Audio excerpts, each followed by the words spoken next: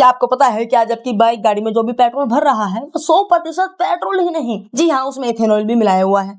लेकिन ये इथेनॉल आखिर है क्या? पहले पेट्रोल कैसे बनता था? अब इसमें मक्के की एंट्री कैसे हो गई? क्या इससे आपकी गाड़ी पर कोई इफेक्ट पड़ेगा? आइए पूरा मामला ही जान लेते हैं। सबसे पहले ये बात साफ कर लेते हैं कि पेट्रोल और इथेनॉल ये दोनों अलग अलग चीजें हैं।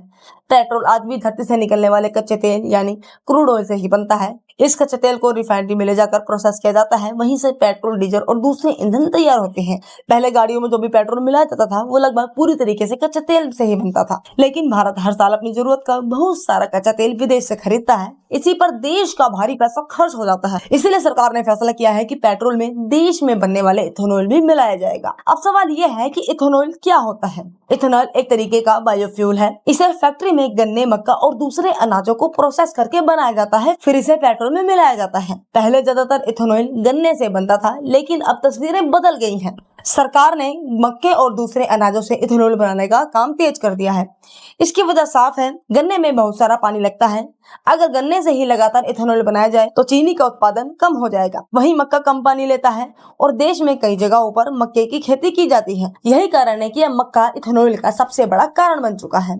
जून 2026 तक देश में 717 लीटर इथेनॉल की सप्लाई हुई है, जिसमें सबसे बड़ा हिस्सा मक्के से तैयार इथेनॉल का है। अब सबसे जरूरी सवाल यही है, क्या इससे आपकी गाड़ी पर कोई इफेक्ट पड़ेगा?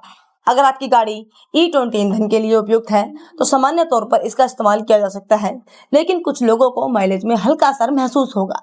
लेकिन सरकार का कहना है कि इससे विदेश तेल पर निर्भरता कम हो जाएगी, प्रदूषण कम होगा और किसानों को नया बाजार मिलेगा। यानी आज भी आपकी गाड़ी में पेट्रोल ही भरा जा रहा है, लेकिन पेट्रोल में अब कुछ हिस्सा इथेनॉल का है। फर्क सिर्फ इतना है, पहले इथेनॉल ज्यादातर गन्ने से बनता था, पर अब इसकी मात्रा ज्यादातर मक्के से हो रही है। अब आप ही बताइए, क्या आपको पहले पता था कि गाड़ी में भरने वाला पेट्रोल में इथेनॉल मिलाया जा रहा है?